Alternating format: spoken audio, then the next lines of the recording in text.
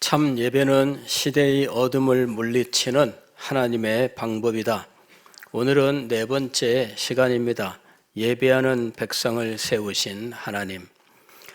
지난주에 우리는 하나님께서 노아 시대의 영적 타락을 심판하셨다는 사실에 대해서 함께 생각했습니다.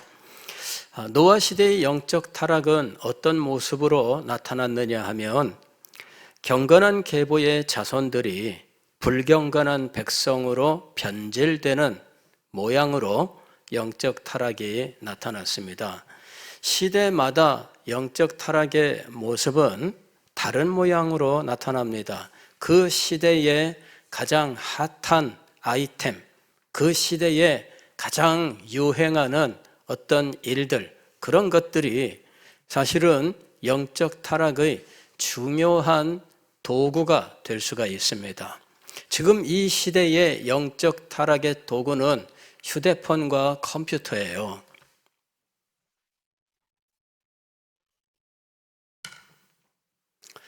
휴대폰과 이 컴퓨터가 이 시대의 영적 타락을 가장 앞장서서 조장하고 이것을 광범위하게 전파하는 역할을 하고 있습니다. 미국 의회에서 한번 조사를 했습니다. 지금 이 포르노 산업이 굉장히 발달했는데 이 실태를 한번 조사하라 해가지고 위원회를 만들고 이 위원회가 조사 보고서를 만들었습니다. 그런데 이 조사 보고서가 얼마나 인기가 있었는지 막 너도 나도 이 보고서를 좀 얻을 수 있냐고 막 청탁이 들어오기 시작을 했는데 왜냐 그랬더니 이게 포르노 총남이 되어버린 거예요. 실태 조사하느라고 모든 자료들을 다 모았더니 세상에 이것보다 더 훌륭한 포르노 자료가 없는 거예요. 그래가지고 이게 얼마나 인기가 있었는지.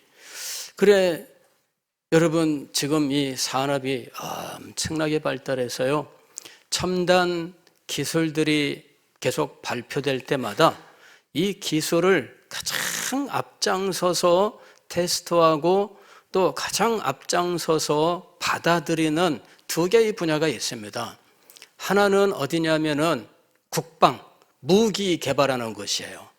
무기 개발하는 곳에서 이 첨단 기술을 가장 먼저 받아 이걸 연구합니다. 어떻게 하면은 무기를 아주 편리하게, 강력하게 또 남모르게 이런 무기 성능을 향상시킬 수 있는가.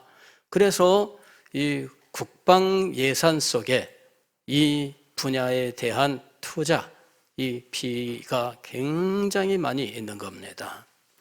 두 번째 산업이 무엇이냐? 바로 이 음란한 사업이에요. 음란한 사업. 거기에서는 최첨단 기술들을 가장 먼저 받아들여요. 거기에서 가장 먼저 이것을 산업화하고 그리고 이것을 통해서 돈을 벌려고 해요. 그리고 이것을 가장 효과적으로 전파하는 곳이 어디냐 하면 휴대폰이에요. 휴대폰. 그래서 여러분, 이 시대에 하나님의 심판이 임한다면 어디에 임할까? 굉장히 무서운 겁니다. 여러분, 이 시대는요, 우리의 개인 정보가 모두 지금 노출되어 있는 시대입니다. 앱을 깔면은 허용하겠습니까? 허용하겠습니까? 우리는 내용도 안 보고 예 다 허용 이렇게 누릅니다. 눌러놓고 나면 우리의 정보가 다 새나가는 거예요. 내가 어디에 있는지 여러분 다 압니다. 저희 날씨를 보려고 이 날씨 앱을 켜면 당신은 지금 부산에 계시지요? 이렇게 묻습니다. 당신의 현재 위치 서대신동 2가 이렇게 딱 뜹니다. 그러면서 날씨를 알려주는 거예요. 제가 동의한 일입니다. 위치 정보를 제공하겠느냐? 제가 다 동의했습니다. 그래서 어디 가든 위치가 떠요. 그래서 제가 어디에 갔는지 휴대폰 들고 다니는 사람은 다 나옵니다. 범죄자들 혹은 어떤 용의자들 이런 사람들을 수사할 때, 경찰이 수사할 때 무엇부터 확보해요? 휴대폰부터 확보합니다. 그리고 휴대폰만 가지고 있으면 이 사람이 한 달 전에 어디에 있었는지 나옵니다. 예, 여러분이 한 달 전에 물어보면 모르잖아요. 예, 어제 물어봐도 모르는 분들이 있는데, 예, 근데 한 달 전 물으면 내가 어디 있었지? 그 한 달 전 그 중에서도 오후 1시 반 이러면은 더 모릅니다. 근데 누구는 알더라? 휴대폰은 알더라. 지금 그런 시대예요. 그래서 여러분, 이 휴대폰을 너무 의지하지 마세요. 저도 참 벗어나기가 힘듭니다. 사실은 요새 식구들 모였을 때 풍경 해갖고 누가 사진을 찍었는데 식구들이 집안 식구들이 다 모였는데 다 폰을 보고 있는 거예요. 다 식사한다고 둘러 앉았는데 다 밥 먹으면서 이거 하고 있는 거예요. 그렇죠? 예. 그래서 밥 먹으면서 휴대폰, 밥 먹으면서 동영상, 과자 먹으면서 하여튼 지금 그런 세상이 되었어요.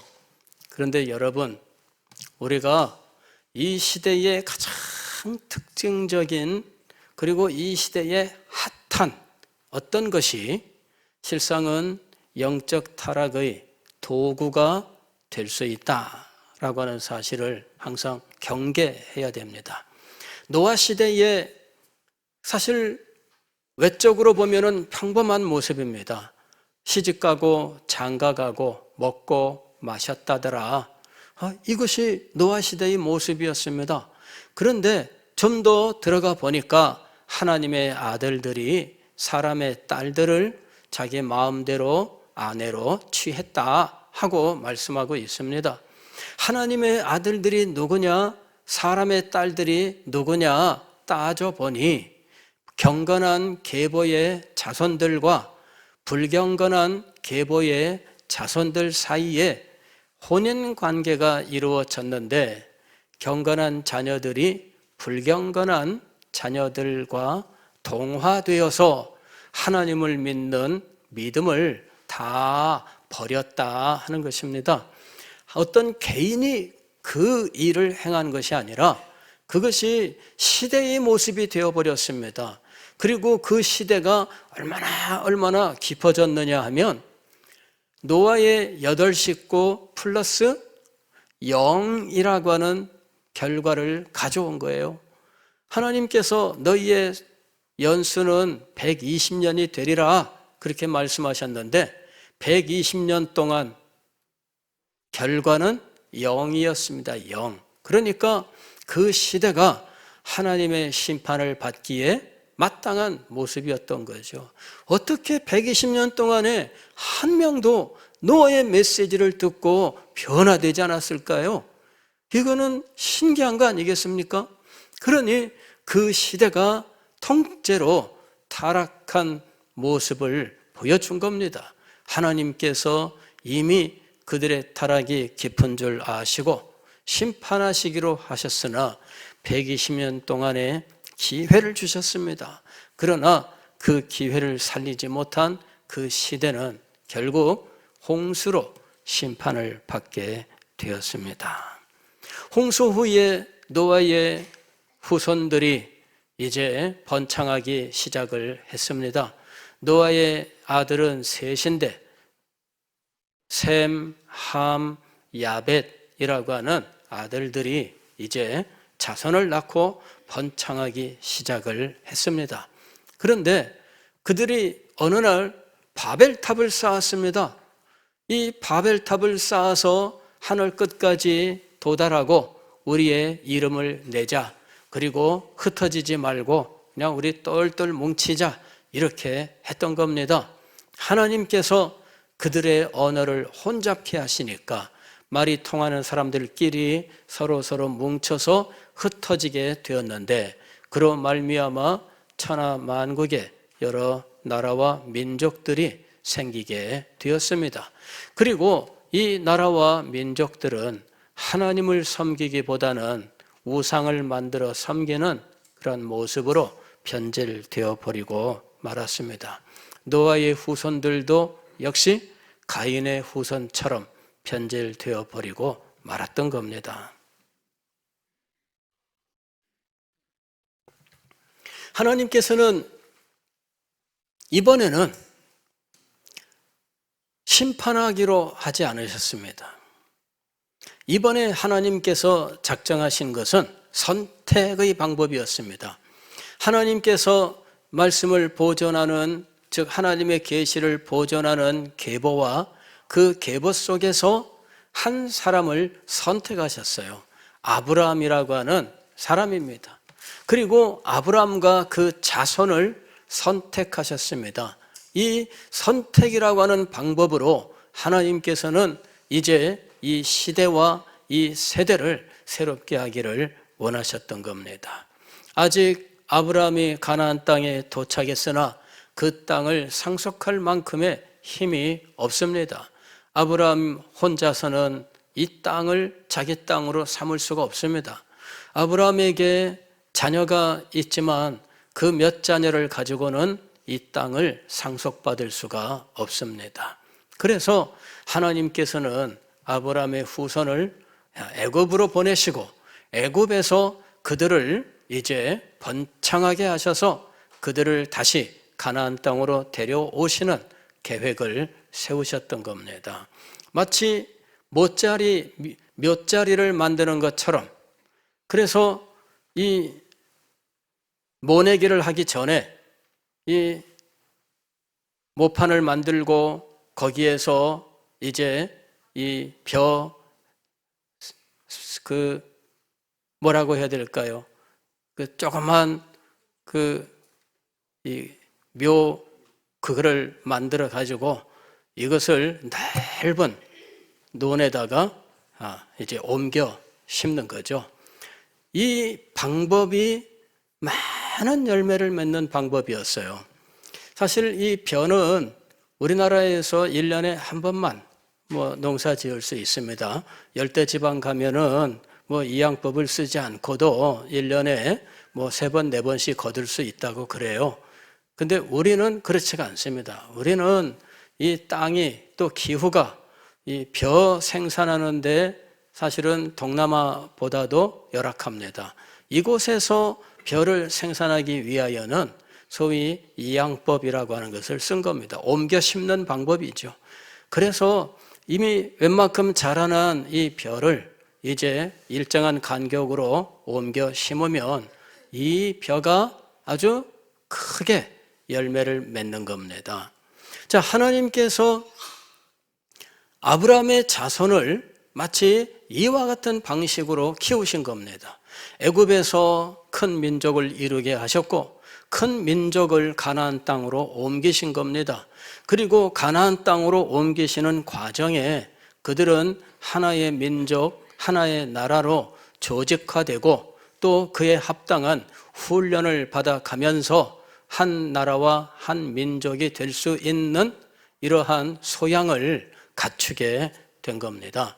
가나안 땅에서 애굽에서 가나안 땅으로 바로 들어갔으면 어떻게 되었을까? 그때는 그때대로 또 다른 하나님의 계획이 시행이 되었겠지요. 그러나 이 이스라엘 백성들이 애굽 땅에서 연단받았던 모든 일들은 그냥 거기서 그치는 것이 아니었습니다. 가나안 땅을 정복하기 위하여 그 땅을 하나님의 나라로 만들기 위하여 그들에게는 반드시 필요한 일이었습니다.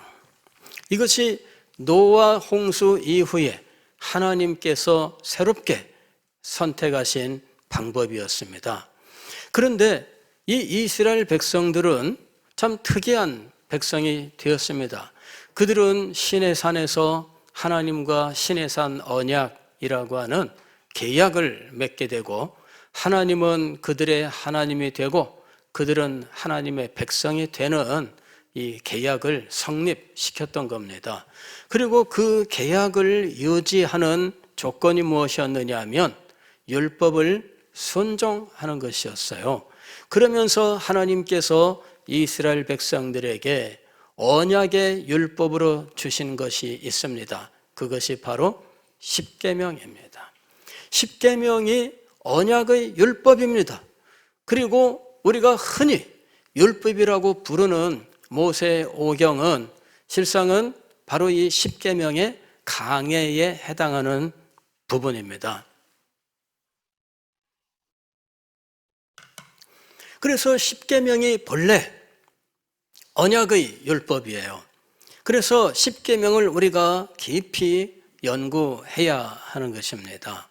제가 십계명을 공부하면서 이 십계명은 혹시 율법이 아닐까? 그래서 왜 우리는 종교개혁 이후에 루터가 율법을 지켜 구원을 얻는 것이 아니고 믿음으로 의롭다함을 얻는 것이다, 이렇게 이야기했기 때문에 율법을 거부하는 어떤 본능적인 반응을 보입니다. 어떤 행위 혹은 선행 그리고 순종 이런 것들을 이야기하면 믿음이 아닌 것처럼 하는 이런 어떤 그 경향들이 있었어요. 오늘날도 신학계에는 이런 경향들이 엄연히 있습니다. 우리가 성도들이 바로 살아야 됩니다, 그래야만 참된 성도입니다 라고 이야기하면 우리는 믿음을 가져야 참된 성도지 무슨 착한 삶을 살아야 참된 성도냐 이러면서 당장 반발이 나오게 되는 거예요. 그러면서 율법권을 말하는 것이냐 이런 식으로 당장 달려드는 일이 벌어집니다. 그래서 오늘 우리는 이 참된 이 삶을 교훈할 때에 항상 이런 갈등 속에 있는 겁니다. 십계명도 마찬가지예요. 제가 십계명에 대해서 이제 예전에 강해를 하면서 십계명 도대체 이게 오늘날 우리가 지켜야 될 일인가? 이스라엘 백성들에게 주신 언약의 율법이라면 시내산 언약이 이제 더 이상 유효하지 않다면 그러면 십계명은 우리와 상관이 없는 거 아닌가? 이런 생각을 갖기가 쉬워요. 그런데 칼빈은 그의 요리문답에서 십계명을 중요하게 다루었고 루터도 그의 요리문답에서 십계명을 중요하게 다루고 있습니다. 그리고 칼빈이 쓴 기독교 강요 초판본에도 사실은 십계명 강해가 들어있어요. 그래서 종교 개혁자들은 바로 이 십계명을 우리들이 지켜야 하는 중요한 말씀으로 여겼다 하는 것을 알 수가 있습니다. 웨스트민스터 소요리 문답에도 십계명 강해가 들어 있습니다. 그러면 도대체 십계명은 무슨 의미를 가지고 있는 것인가? 웨스트민스터 문서를 보게 되면 이 도덕법이라고 하는 말이 나옵니다. 그러면서 도덕법을 이야기할 때에 십계명을 이야기하고 있어요. 도덕법과 십계명이 일치하는가? 도덕법이라고 하는 것은 모든 인간에게 공통되는 하나의 원리인 것이죠. 그런데 십계명은 택한 백성에게 주신 특별한 법이다라고 하는 것입니다. 그런데 어떻게 도덕법이란 말로 십계명을 사용할 수 있는가? 제가 그 양자 사이의 관계를 놓고 여러 가지로 생각을 했습니다. 도덕법은 인류 전체에게 공통되는 어떠한 선에 대한 기준인데 어떻게 십계명을 도덕법이라고 부르는가? 그렇게 부르기로 했다. 그러면 그건 상관없습니다. 왜냐하면 그 사람의 입장이니까. 그러나 그것을 왜 그렇게 부르기로 했는지 이유를 알아야 되겠다 하는 것이었습니다. 우리는 이유를 좀 알아볼 필요가 있어요. 어떤 분이 이 조국교회 이런 말을 늘 사용하는 분에게 한번 물어봤습니다. 목사님은 한국교회라는 말도 있는데 우리나라 교회 뭐 이런 말도 있을 텐데 대한민국 교회 이런 말도 있는데 왜 조국교회란 말을 쓰십니까? 이렇게 물어봤습니다. 그랬더니 하는 말이 대한민국 교회, 한국 교회 그러면 마치 내가 구계자가 되는 것 같은 느낌이 들어서 조국교회 하면은 내가 그 속에 있고 그 속에 대한 애틋한 마음 같은 것들이 표현되는 것 같아서 조국교회라는 말을 사용합니다. 이렇게 대답을 해요. 제가 그때 깨달았습니다. 그렇구나. 우리가 메시지를 전할 때에도 용어 하나하나 이게 굉장히 정선해야 되는 것이구나. 의미를 생각하고 어떤 말을 써야 정말 전달하고자 하는 것이 제대로 전달될 수 있을까. 그래서 용어에 대해서 더 신경을 쓰는 계기를 갖게 되었습니다. 여러분, 오늘 도덕법과 십계명의 관계는 무엇인가 알고 보면 십계명은 이스라엘 백성들에게 주신 것이지만 담고 있는 내용은 모든 인류가 공통적으로 가져야만 되는 내용들이었다 하는 것입니다. 가만히 살펴보면 이것이 유대인 이스라엘 백성들에게 주신 것이지만 그러나 이 내용은 실상은 모든 인류를 대상으로 하는 것이었어요. 모든 인류에게 합당하게 적용되는 것들입니다. 그런데 그것을 선택된 백성에게 지금 제시하신 거예요. 모든 인류가 따라야 되는 내용입니다. 그러나 모든 인류가 지금 현재 이 말씀을 따를 수 없는 상황이 되었어요. 그들은 자기 언어에 따라서 자기들의 삶을 각각 따로따로 살아가면서 각자 다른 문화를 발전시키고 그리고 그 속에서 각양 우상들을 개발하고 우상을 섬기는 일들을 국가의 일로 만들어서 행하는 상황이 되어 있습니다. 그런 상황을 노아 당시로 보게 되면 다 심판하셔야 되겠죠. 그러나 하나님께서 말씀하셨습니다. 내가 다시는 물로 심판하지 않겠다. 내가 다시는 물로 심판하지 않겠다. 그러면 다른 것으로 심판하면 되지 않으셨는가? 근데 하나님은 또다시 심판의 방법이 아니라 어떤 방법이었습니까?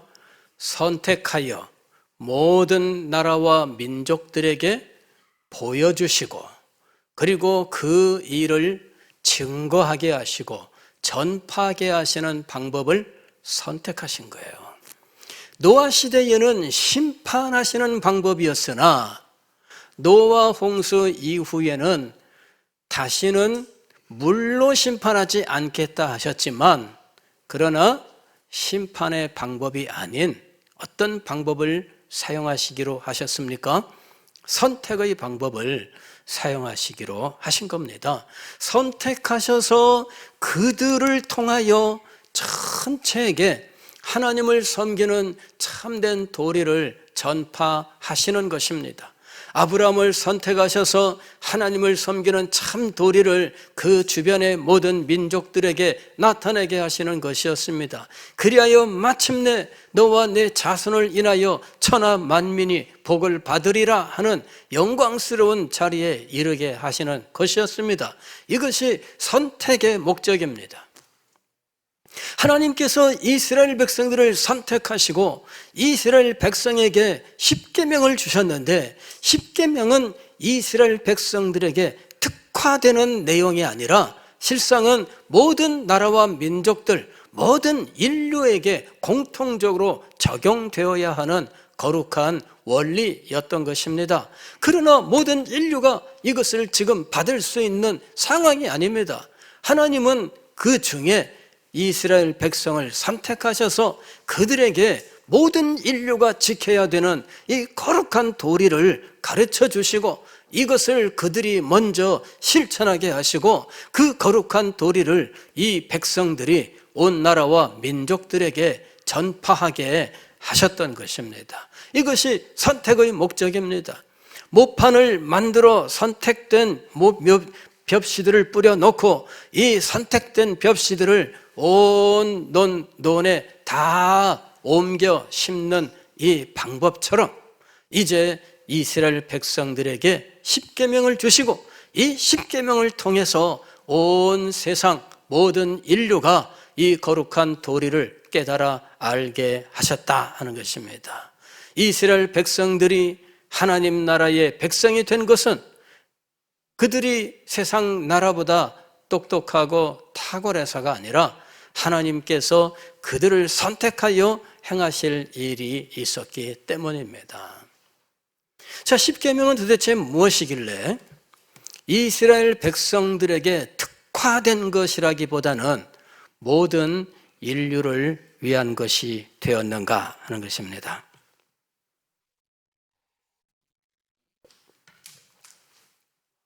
십계명을 주실 때 하나님은 이스라엘 백성과 당신이 어떤 관계에 있는지 1절에서 먼저 이렇게 말씀합니다.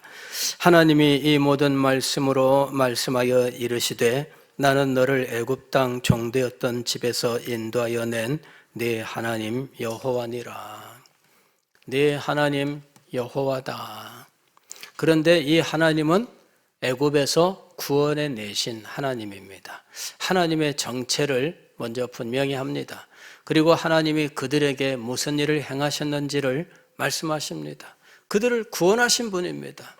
그리고 구원한 그 백성에게 하나님께서 지금 십계명을 주시는데 이 십계명의 내용 중에 1계명부터 4계명까지 오늘 우리가 읽은 겁니다. 그리고 1계명부터 4계명까지가 실상은 하나님께 대한 예배에 대한 규정들이었습니다. 자, 1절 1계명을 보십시오. 3절 보면은 너는 나 외에는 다른 신들을 네게 두지 말라 그랬습니다. 나 외에는 다른 신을 네게 두지 말라. 이스라엘 백성들에게 특화된 명령으로 보이지만 알고 보면 이 명령은 모든 인류에게 공통적으로 적용되는 것입니다. 이 세상의 모든 사람은 바로 하나님만을 경배해야 돼요. 하나님만을 섬겨야 돼요. 그래서 이 1계명은 이스라엘 특화 계명이 아닙니다. 모든 인류를 향한 것입니다. 다만 지금 이 계명을 이스라엘에게 주시는 이유는 그들이 이 계명을 가지고 먼저 이 계명을 따라 하나님을 섬기고 그리하여 하나님만을 섬기는 이 거룩한 도리를 세상 모든 나라와 민족들에게 증명해야 하는 것입니다. 이것이 하나님의 백성들에게 주어진 사명입니다. 증명해야 돼요. 너희 세상 나라들아, 세상 모든 민족들아, 너희는 여호와 하나님 외에는 다른 신들을 너희에게 두지 말라. 세상 모든 민족에게 이스라엘 백성들이 증거해야 될 말씀입니다. 이스라엘 특화 말씀이 아닙니다. 모든 나라와 모든 민족들, 모든 인류를 향하여 하나님께서 주신 계명이에요. 하나님께 창조받은 모든 인생들은 하나님 이외에 다른 신을 만들어서는 안 됩니다. 그래서 이것이 도덕법이 되는 겁니다. 이스라엘 백성들에게 특화된 계명으로 주어진 것처럼 보이지만 알고 보면 모든 나라와 민족들을 향하여 주신 말씀이에요. 다만 이 말씀을 그 시대 이스라엘 백성들에게 주신 것은 선택의 목적 때문입니다. 그들을 선택하셔서 그들에게 이 예배의 삶을 가르치시고 그들이 이 예배의 삶을 영광스럽게 살아가면서 세계 모든 만민에게 이것을 증거하게 하기 위한 것입니다. 그리하여 만민이 이스라엘 백성들에게 찾아와 우리도 너희와 함께 하나님을 경배하기를 원하노라. 그리하여 만민이 하나님을 경배하는 자리에 이르게 하는 것, 이것이 선택의 목적이며 계명의 목적이었던 것입니다. 하나님은 심판하심으로 정결하게 하셨으나 그러나 인간이 본래 타락하여 그의 본성이 악할 뿐임을 알고 계십니다. 그리하여 그 시대는 심판하셨으나 그러나 그 다음에는 선택의 방식으로 하나님을 섬기는 도리를 전파하게 하셨다 하는 것입니다. 두 번째 이 계명은 너를 위하여 새긴 우상을 만들지 말고, 또 5절 보면은 그것들에게 절하지 말며 그것들을 섬기지 말라 이렇게 이야기했습니다.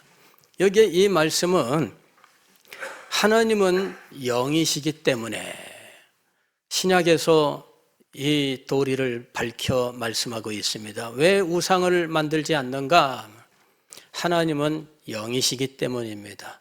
그래서 자연 속에 있는 어떤 것으로도 그 형상을 가지고는 하나님을 표현할 수가 없습니다. 그래서 하나님의 형상을 만드는 것을 금한 겁니다.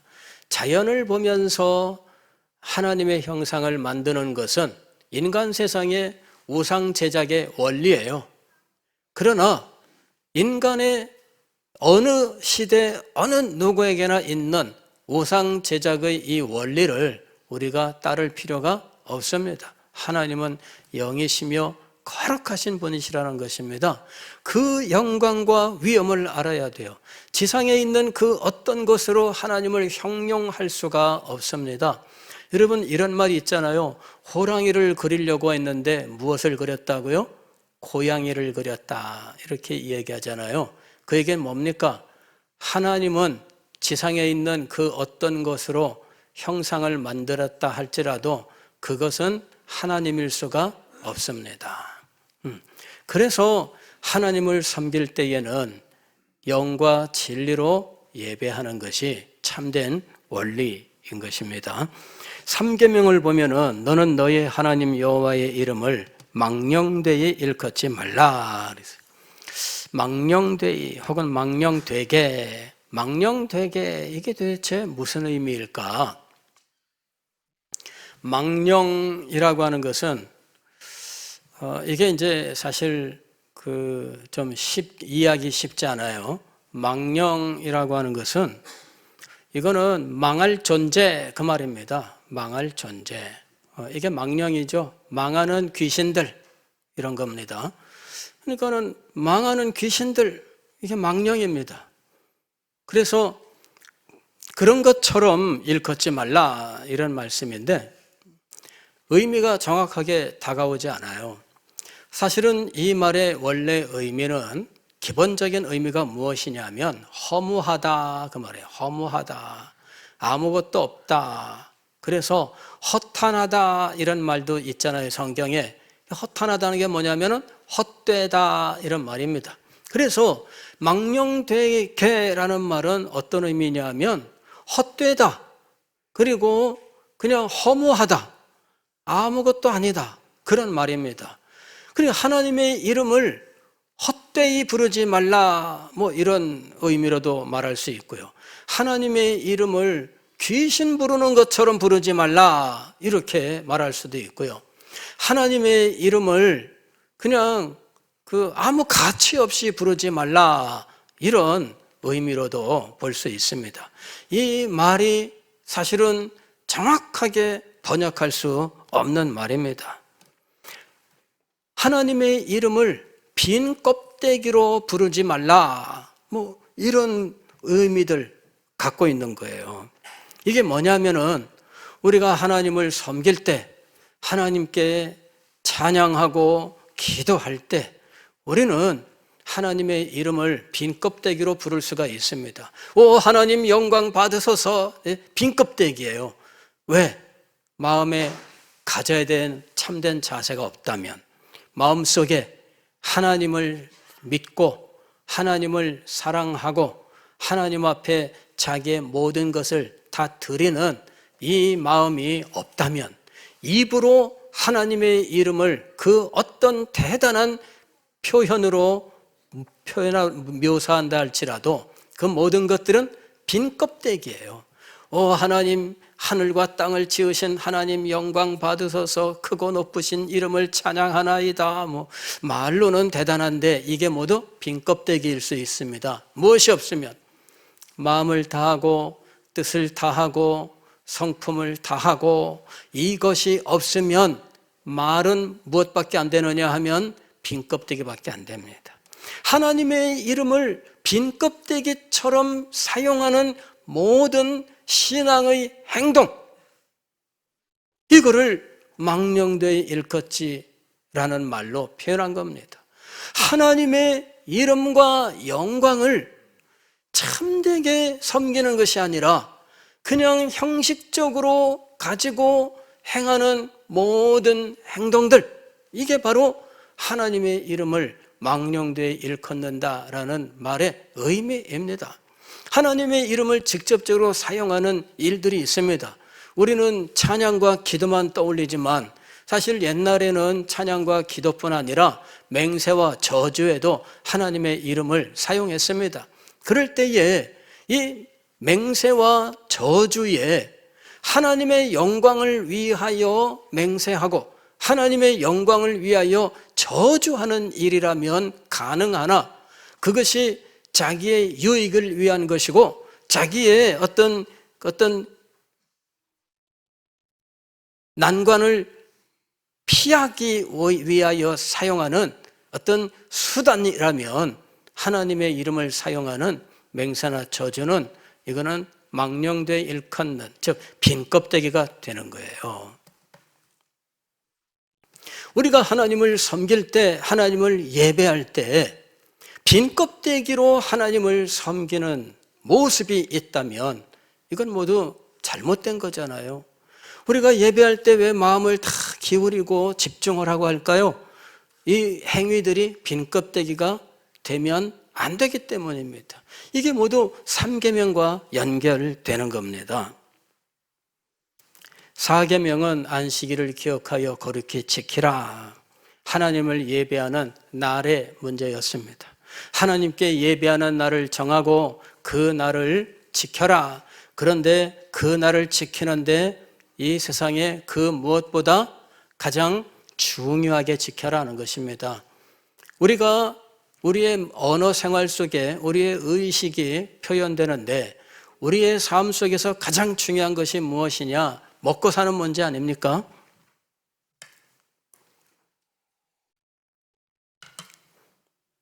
먹고 살기 위해서 하는 일이다 그러면은 경찰도 함부로 말을 못 하더라고. 법을 어겼는데 먹고 살기 위해서 그런 거다 이렇게 말하는 사람들이 있습니다. 하나님을 섬기는데 일주일에 한 날을 정했습니다. 그런데 그 날을 다른 어떤 핑계로도 이 날보다 앞설 수 없습니다. 그죠? 어떤 핑계, 어떤 일을 가지고도 이 날보다 앞설 수 없습니다. 이것이 4계명의 문제입니다. 지금 이스라엘 백성들에게 특화된 10계명을 주신 것처럼 보였으나 알고 보면 이스라엘 백성을 통하여 모든 나라와 민족들이 이 계명에서 말씀하고 있는 예배의 원리를 따라서 하나님을 섬기게 하시기를 원하셨던 것이다 하는 것입니다. 오늘 우리가 참예배를 드리는 것은 단지 우리만의 문제로 끝나지 않는 이유가 있습니다. 참예배는 시대를 새롭게 하시는 하나님의 방법이라고 하는 이유가 있습니다. 하나님께서 우리를 부르신 목적은 선택입니다. 선택에는 목적이 있습니다. 더 크고 더 영광스러운 목적이 있습니다. 만민이 하나님 앞에 나와 경배하게 하시려는 하나님의 거룩한 뜻과 계획이 있습니다. 그것을 위하여 우리가 선택을 받았고, 그것을 위하여 우리가 부름을 받았고, 그것을 위하여 우리에게 예배를 위한 가르침을 주셨던 것입니다.